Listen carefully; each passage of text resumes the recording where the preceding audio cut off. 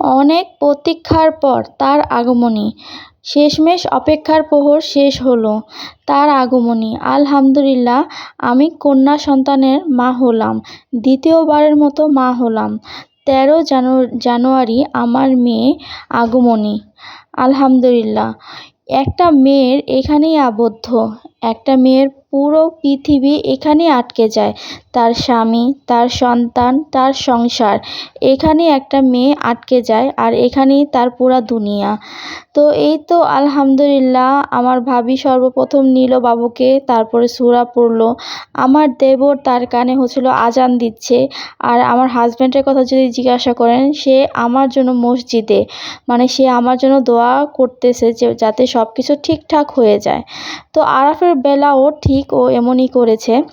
আর এই তো, আর আমি এখনও মানে অপারেশন থিয়েটারে, আমাকে এখনও দেওয়া হয়নি। আসসালামু আলাইকুম, আমি অর্পা, আপনাদের জন্য নতুন একটা ব্লগ ভিডিও নিয়ে আসলাম।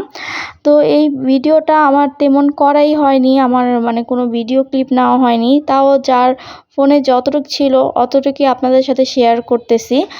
আর এই তো মানে কি বলবো, আর নূর হলো অনেক অপেক্ষার পরে স্কুল থেকে এসে সোজা হসপিটালে এসে পড়ছে, এসে বাবুকে দেখার জন্য।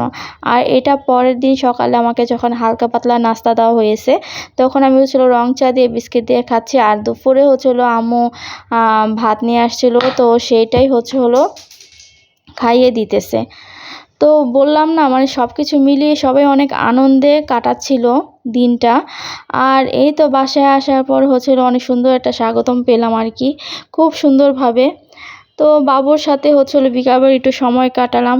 সব কিছু ভুলে গেলেও নিজেকে ভোলা যাবে না, তাই নিজেকে সুন্দর করতে সোজা ভাবির সাথে চলে গেলাম একটু পার্লারে।